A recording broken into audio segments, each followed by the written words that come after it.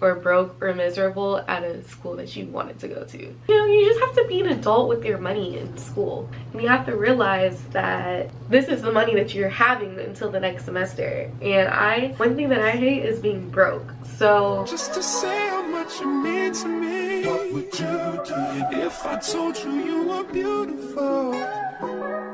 Would you date? Okay, this setup, that took a minute. Let me, I need a new beauty blender. Hey guys, welcome back to my YouTube channel. So everyone has been asking for me to do a how to budget in medical school. So that is, we're gonna get ready today. I'm gonna share with you guys how I budget in medical school. If you guys are new to my channel, my name is Piper. Hey, I just graduated from the University of Georgia this May, and I'm about to start my second semester of my first year of medical school. Budgeting in medical school is hard. It's very hard. I feel broke all the time. And I think it's partially because like I'm not working. So in undergrad I worked and I was just like so used to working and making my own money. And now it's kind of just like happened. I don't like, not used to it. Okay, so I have like little chapters on how to hot girl budget in medical school. So first, let's start with an overview of student loans. We are first going to start with the overview of student loans. I feel like this, I don't know, that used to be like one of my really big questions with medical school. Like, how do I do this with freaking student loan? They don't really teach you how to seriously adult when it's time to. I don't know. I feel like in school I was never really taught concept of student loans, and I was never really explained that either, like by my mom or anything. So when it came to medical school, I already had an idea that I was going to be paying for medical school. I didn't have any intentions of my mom paying for medical school. Where is my, I'm sorry, I'm looking for my gotsu. Still, I didn't know how student loans worked. So basically, if you're looking at a medical school, if you were to go to their website and look at their cost of attendance, that's basically the maximum amount at that school that you can take out in student loan. So if you're looking at a school and it says its total cost of attendance is $76,000, then that's the max amount you'll be able to take out at that school. Personally, not gonna say what max that I took out, but if you know what school I go to, then you know you can go on the website and see what the cost of attendance is over there. If you're interested in my school and seeing what that max is like. And a lot of these costs, like the cost of attendance, depends on a lot of things. I think a really big factor of the cost of attendance is location. So for example, like my school is in Atlanta, so Atlanta definitely has a higher cost of living compared to like a state in Montana or Wyoming. So if you're going to school in an area that has a high cost of attendance, you're gonna be taking out more in student loans because like you're gonna be living in that area. You're gonna have to make ends meet. So yeah, that's basically student loans. I feel like for some people, concept of student loans is really scary, which I get, but at the same time, you have to understand that a lot of people in this world like aren't really paying in full unless you're just in that top 1% of taxpayers. But medical school, you have to think of medical school as an investment.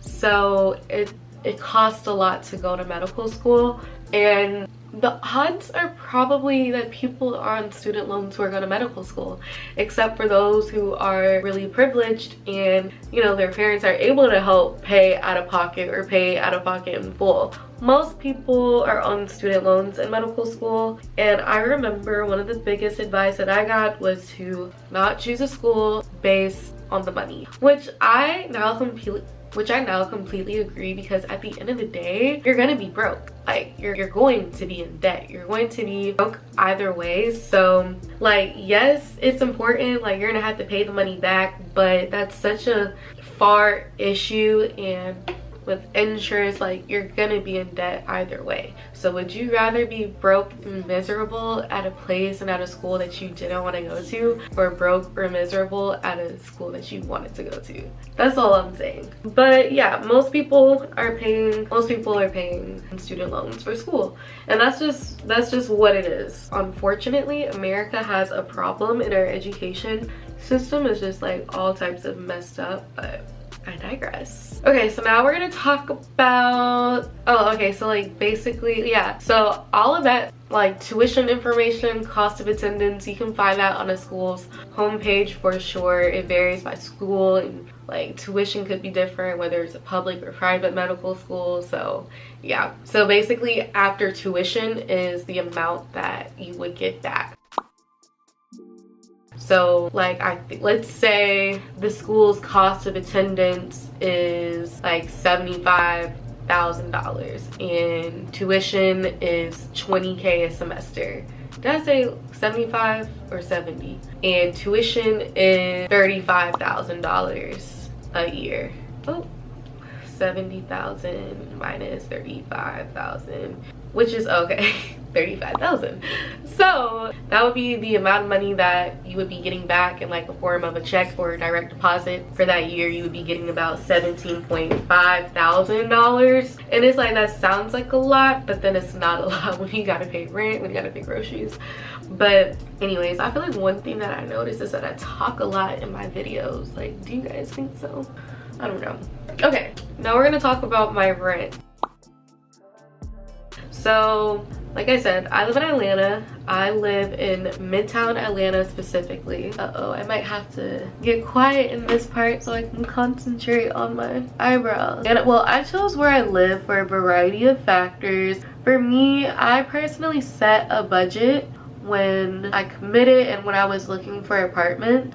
Naturally, I knew that living in Atlanta was going to be expensive. There's just no getting behind that. And really, if you just didn't want to live in Atlanta, you're gonna have to live in the suburbs or just outside, you know, the city. And you got to think of traffic and getting into school. So those all, you know, you got to think about all of that. So what am I trying to say? Yeah, so when I knew that I was committing here, when I put down my deposit, I was going here, when I was looking for apartments, I set a budget for myself. My budget was $1,800. I did not want to spend more than $1,800 on, like, I wanted $1,800 to be my total for rent and utilities and all of that, just because I felt like anything after that was just a lot, because I'm staying in a 1-bedroom. And that's another thing that I knew that I wanted to do. Right after, like, I knew after I was graduating from the medical school, I was going to live in a 1-bedroom. Now, you don't have to do that. Obviously, you would save more money staying in like a 2 or 3 bedroom, but I wanted to live by myself. I wanted to be by myself, medical school. Don't want roommates, don't want distractions, don't want the roommate drama. Like, I've been there, done that literally every year of undergrad. So I was very adamant on living in a 1-bedroom, but that was the thing in Atlanta. Like, the 1-bedrooms are so much more expensive than the 2-bedrooms and bedroom apartment. But this location, it worked out, and I'm really happy here. It's really not that far away from me from school, and I'm near Grady, which was something else that I wanted, like, you know, for when rotation started and whatnot. Like, I was gonna already be near the hospital. Atlanta traffic is also very bad. I've been born and raised in the metro Atlanta, so luckily I kind of knew what I was going to be getting myself into, and I just knew that I wanted to be relatively close to school and not be somewhere far, and I would have to like be leaving an hour early and stuff like that. So I really like my location. So I kind of stuck around my budget. I think I pay around like a little over $1,800 a month here. So my base rent is really $1,464, but each month I pay $1,644. And I think there's a trash valet that we have. We have a parking garage fee that I have to pay for, and we have a technology fee that we have to pay for. And then, you know, my water bill is actually like split between everyone on the floor, so like it really varies, but like my water bill will be an additional $100, which is insane because like I'm not even using all of that water and I still have to pay. My electricity fee, it's really between like $70 and $100. Over the summer it was like hella high, but I think lately I've been paying around like $85 for electricity. And then I paid $10 a month for Xfinity for the like, I don't know, the upgraded Wi-Fi speed or whatever, because slow Wi-Fi is my biggest pet peeve. I will literally scream. So that's how much I pay each month, so whatever total that is. I think it's really good. When I talk to other people in school, I feel like that I'm pretty much, you know, paying some of the lowest here. So yeah, that's how much I pay in rent. So after, like, I have always been really money savvy. Like, even younger, I've always been the one to save money and kind of just have a backup plan with my money. So I would never consider myself a reckless spender. So after I got my student loan amount and got the amount back, I decided to save the amount that I got back, like deposited in my account after tuition was taken out. Also, I'm on a scholarship. I don't know if I mentioned that, but I'm on a scholarship as well. So okay, but anyways, I made sure to save up two times rent, and then I just put, I think I might have put like another $500 in another savings account just for like emergencies, like car issues. And then I saved the 2 times rent just in case if I wouldn't get my next student loan payment in time before the semester ended, so, or before the semester started. So I saved the extra money for rent just in case my next payment of student loans would come later. I would still be able to like pay rent or pay something. So I did that, and then I divided how much I had left by however many months that I had, and then I kind of like subtracted $200, kind of ensure that I have like money saved up. Like, I just like to have like hella money saved just in case. So my hypothetical, I'm gonna say, so let's say my first semester, this first semester, you guys, I gave myself a budget of $400 a month. So after I did all of that math, I had decided that okay, I can spend $400 a month, and this $400 a month is like $400 a month was coming from my student like loan savings account, and I was moving it into a separate checkings account. I don't know if that makes sense. I hope it does. But I had like a sum of money in a savings account, and that was like the remainder of my student loans after I had, okay, wait, I'm lying. So when I first, let me rewind. When I first got my student loans, I don't even know how to explain this, fuck. Okay, we have to rewind. I'm so sorry. So I got my student loans, right? And I think I got them in like August. I maybe got them in August. So I had September, October, November, December, and then January. So I put 5 months of rent into a separate savings account, so I could make sure that I had enough money for rent and just an extra month just in case. And so I took my budget of $1,800, and that's how I did it, and that's how I know I spent around $1,800 because I didn't run out of that money. So the rest of the money that I had left after saving rent, because I just think if anything, I need to make sure that I have rent paid every time in my bills. So I saved like $1,850 times 5, put it in a savings account. So the rest of the money that I had left from my student loans, I divided it by the amount of months that I had. So I think I divided it by 4 or 5, and so that was, I think, and then I subtracted a little bit to make sure that I could put some in savings. So at the end of all of that, I decided on a monthly budget of $400 for my student loan savings account. So this money was put in a savings account, and each month $400 would be taken out and would be put into a checkings account, and it's kind of like, okay, this is the amount of money that I can spend for the month. Now, if I'm gonna be completely honest with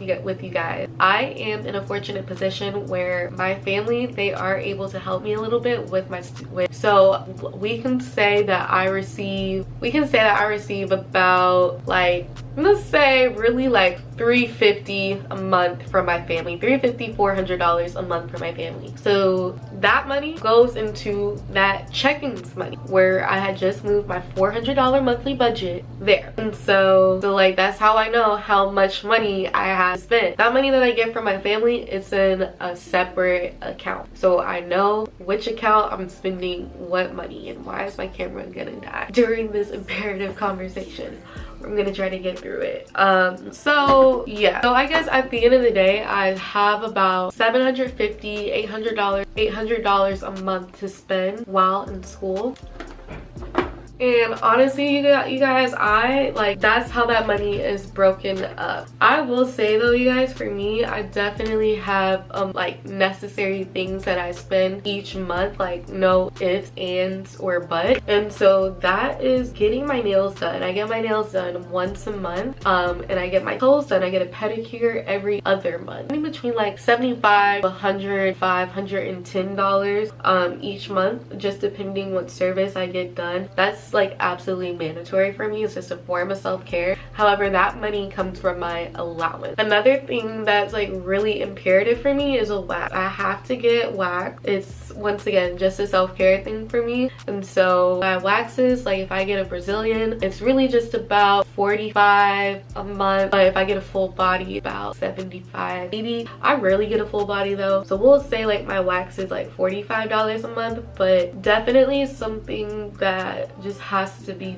done. Like I don't really know what else to tell you. That's just what I gotta do. And then also my hair, but I don't get my hair done that often because I try to wear protective styles. So right now I have a sew-in, and this sew-in was about like $200, but I probably get my hair done like every 3 months, so it's not that bad of an expense. But that just comes from like extra money that I have, or like a savings account with other money that I have. I primarily use my student loan money for groceries, like for household items. You guys would be so surprised with how much like living actually costs. Living is such an expensive thing to do, and you would just be like surprised. You would be surprised.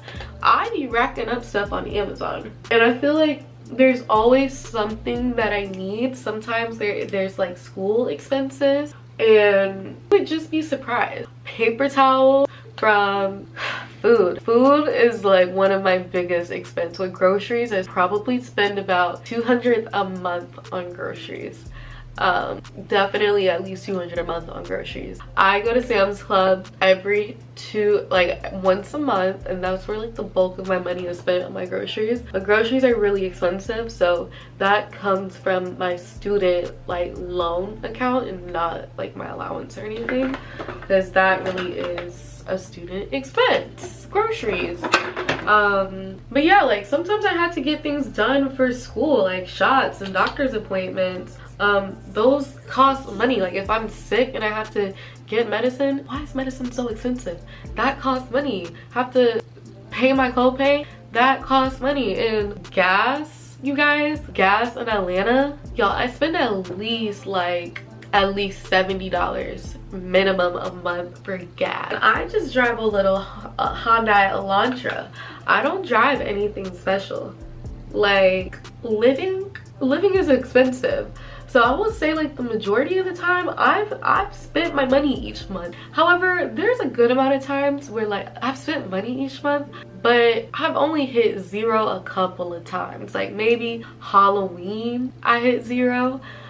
Christmas I definitely hit zero, and I was pulling into some savings account for Christmas gifts and stuff like that, which is fine because it's Christmas. But for the most part, like I'm really good with spending money. I think one of my biggest downfalls is eating out though. I eat out hella. Like I'd be so mad at myself when I pay off my credit card. Like girl, why did I DoorDash 3 times this week? I'm spending all this money on food, and what? Oh, because of that, like my battery died, but we're back. I was saying I'm really like conscious and cognizant of the amount of money that I spend each month. So yeah, and then when I do eat out, a lot of the times when I eat out, that comes from my allowance and not so much my student loans, really, because I just eat out so much. Like it makes sense for it to come from my allowance. So yeah, really for my student loans, like that $400 a month I'm spending on like food, like grocery store food. I got an iPad, so I spend it paying off my iPad. My Amazon purchases, like it's a lot to keep up with the household. Trash bags, just, you know, necessities you don't even think of spending. I was having like pest control come over for the longest earlier when I first moved in. so I had to pay for that. So yeah, just little things like that. When I choose to decorate my place, that comes from student loans. Like I don't have the money to furnish my apartment, that comes from the student loan. So yeah, and I try to be really honest with myself, like, okay, is this something that's actually like a school thing that I need, like for the school money to be spent on, or do I need to use my allowance? So yeah, that's really how that works out for me. I know a lot of people wanted to know how I budget when it comes in time for traveling too. So when it comes for traveling, I try to plan out, you know, things early in advance, so that way I can save some of my allowance. Like even if I'm just saving like $100 a month or $150 a month, I'm just saving some money up. And also credit cards, like we have to talk about credit cards. Yeah, so I prefer to save some money up, or like if somebody just gives me money, then I will, you know, put that in my trip fund. And then I also use credit card points, but we're gonna talk about credit cards later on. But I also try to choose destinations that are like within my budget, you know what I mean? Like I'm not gonna spend my student loans going to Turks and Caicos, and that's a $2,000 trip. I mean, also, like I just try to travel within budget, you know, like I'm not gonna be spending money and then plus some that I technically don't even have to go to Turks and Caicos, you know what I mean? And that's why I went to Miami, my solo trip, because that was just within budget and within what I can actually afford. Now obviously, you know, if you were to plan a little earlier and get some deals, then you might be able to travel some places that aren't as expensive and that you can fit within your budget. But yeah, you know, you have to do things within your means, for sure. And my mom used to work for the government, so we're able to get government discounts on hotels, so I'm able to save that way with hotels. And then for flights and stuff, I have a Delta Sky Miles credit card. So I guess now we can talk about credit cards. So I purchase everything on a credit card. Literally everything, I put it on a credit card. All of my Amazon purchases, my gas, my groceries, I put it on a credit card, and I'm able to get cash back in my credit card. So I personally use the Wells Fargo Active Cash Card and the Wells Fargo Autograph credit cards, and I really like them, and I think it's really important to have some credit cards. And I definitely learned that when I moved, because you know, when you don't really have the money but you got to spend money, like put it on a credit card. And I'm also really good with paying off my credit card at the end of each month. Sometimes I carry a little debt, but my credit score is like a 750. So whatever I'm doing right. Like I really try not to spend above my means, if anything. So my credit card, I try to pay off stuff as soon as it posts, so I'm not even surprised. And like once again, that kind of helps me keep track how much I'm spending that month, So yeah, and then I also have a Delta Sky Miles credit card, and so that is how I've been able to get really nice discounts on my flights, or get my flights for free, because of the Delta Sky Miles credit card. And came with a really nice credit card bonus, so I still have bonus Sky Miles, and then I had like a Delta voucher. And then like if I'm putting my rent and bills on that card each month, that's like an additional 4,000. I mean, that's like an additional 2,000 Sky Miles each month. So you know, you kind of have to, you know, that's how I also am able to spend money, because I'll get all of this cash back. Lately I've been putting everything on my Wells Fargo credit card, because